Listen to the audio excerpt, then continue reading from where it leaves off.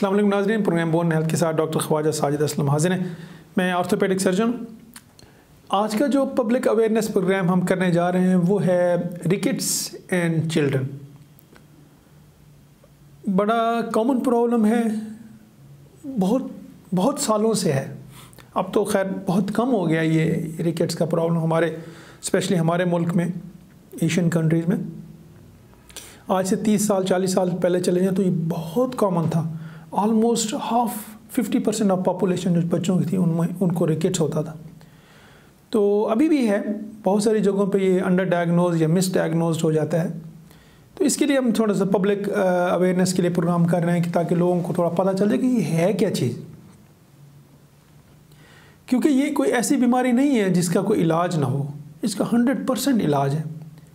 लेकिन of course जब आप डिले महीनों के बाद जाते हैं डॉक्टर के पास इलाज के लिए तो फिर ऑप्शंस कम रह जाती हैं। रिकेट्स जो है ना, बेसिकली विटामिन डी की डेफिशिएंसी होती है, calcium vitamin D deficiency in children. अगर एडल्ट्स में हो तो इसी चीज़ को हम ऑस्टियोमैलेशिया कहते हैं। तो विटामिन डी के बारे में हमने बहुत सारे पहले भी प्रोग्राम्स किए हैं पब्लिक अवेयरनेस के कि ये क्यों अहम है। लोगों का ख्याल होता है कि चाहे वो एडल्ट्स हों या बच्चे हों कि वो दूध पीते हैं तो उनमें विटामिन डी या कैल्शियम की डेफिशिएंसी नहीं होनी चाहिए, नहीं होगी। मैंने बहुत सारे प्रोग्राम ये पहले भी ये जिक्र किया है कि कैल्शियम की इंटेक जो है, चाहे वो आप दूध लें, मक्खन है, पनीर है, ड्राई फ्रूट्स हैं, जिन जिन चीज़ों में कैल्शियम होता है उसको लेना जो है ना, वो कैल्शियम की इंटेक है, वो विटामिन डी नहीं है। विटामिन डी और चीज़ है। जिस तरह इंसान के जिस्म का हर सिस्टम जो है ना वो एक दूसरे के साथ जुड़ा हुआ है। मैदा आंतों के साथ जुड़ा हुआ है, आंतें लीवर के साथ जुड़ी हुई हैं, लीवर किडनी के साथ उसका फंक्शन जुड़ा हुआ है। एक चीज़ अगर फेल हो जाए, एक चीज़ काम करना छोड़ जाए तो बाकी सारे सिस्टम उससे अफेक्ट होते हैं, ठीक है ना। तो इसी तरह जो हम फूड लेते हैं ना, वो भी कुदरत ने ऐसा निज़ाम बनाया हुआ है। इसीलिए कुदरत ने कहा कि सारी चीज़ें खाएँ आप, जो भी चीज़ें हैं आप ये मत करें कि आप सिर्फ गोश्त खाते हैं तो सब्ज़ियां छोड़ दें कम्प्लीटली।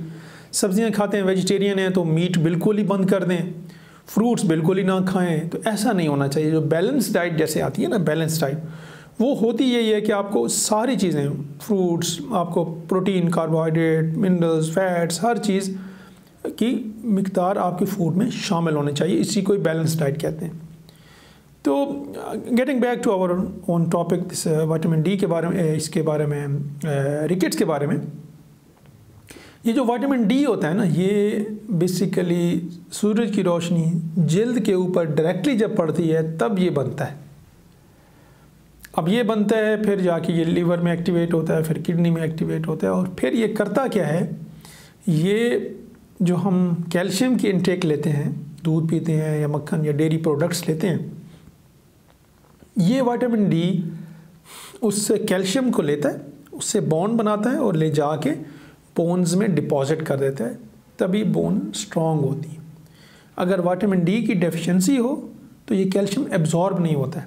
हम लेते हैं कैल्शियम लेकिन ये एब्जॉर्ब नहीं होता बोन्स में, तो फिर आहिस्ता आहिस्ता कैल्शियम की डेफिशिएंसी हो जाती है। जो हम लेते हैं वो तो निकल गया ना जिस्म से, वो स्टोर होगा तो उसकी डेफिशिएंसी नहीं होगी। लेकिन चूँकि कैल्शियम हर चीज़ के लिए चाहिए, जिस्म की हर चीज़ के लिए, चाहे वो नर्व्स हों, नसें हों, चाहे वो ब्लड में रिक्वायर्ड हो, चाहे वो जिस्म के हर फंक्शन के लिए ना कैल्शियम चाहिए। तो जब कैल्शियम स्टोर नहीं होता तो फिर वो कैल्शियम बोन से निकलना शुरू हो जाता है, क्योंकि जिस्म के सिस्टम्स ने तो इस्तेमाल करना है कैल्शियम, वो कहाँ से करेगा, वो फिर बोन से कैल्शियम निकालना शुरू कर देता है। क्योंकि पूरे जिस्म का 99% जो कैल्शियम है, 99% वो बोन्स में स्टोर होता है। जब ज़रूरत पड़ती है जिस्म को, फिर वो वहीं बोन से निकालता है। तो आहिस्ता आहिस्ता जब बोन से निकलना शुरू हो जाता है तो बोन्स वीक होना शुरू हो जाती हैं। बोन्स वीक होती हैं तो फिर बोन्स में पेन होना शुरू हो जाता है, अर्ली फटीगेबिलिटी होती है, आपको थोड़ा सा टच करते हैं साइड टेबल पे आपको फ्रैक्चर हो जाता है, ठीक है। तो जो रिकेट्स की हम बात कर रहे थे वो बच्चों में होती है। बच्चों में विटामिन डी की या कैल्शियम की जब डेफिशिएंसी होती है तो फिर रिकेट्स होता है। पता कैसे चलता है?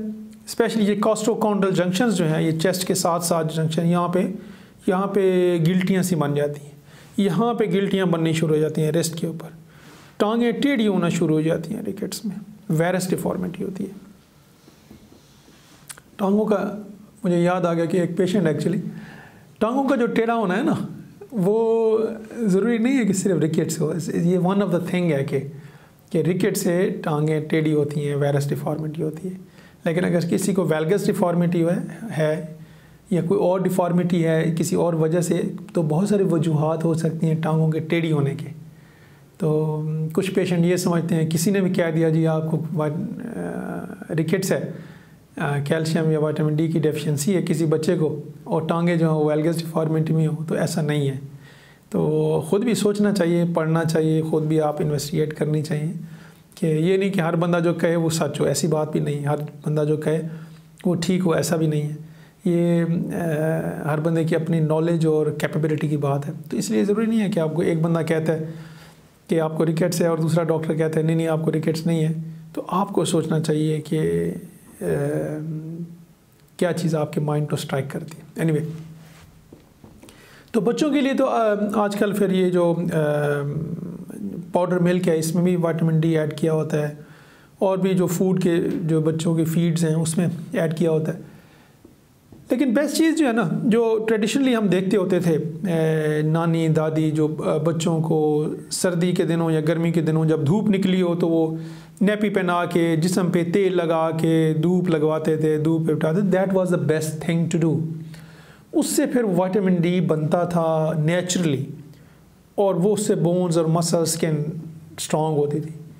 ये जो मिथ है ना कि लोगों में थोड़ा सा बिलीफ है कि जी बंदा काला हो जाएगा बच्चा धूप पे लिटाने से, तो नेचर ने, कुदरत ने जिस बच्चे को वाइट पैदा किया वो वाइट ही रहता है, और जिसका डार्क कलर है वो डार्क ही रहता है।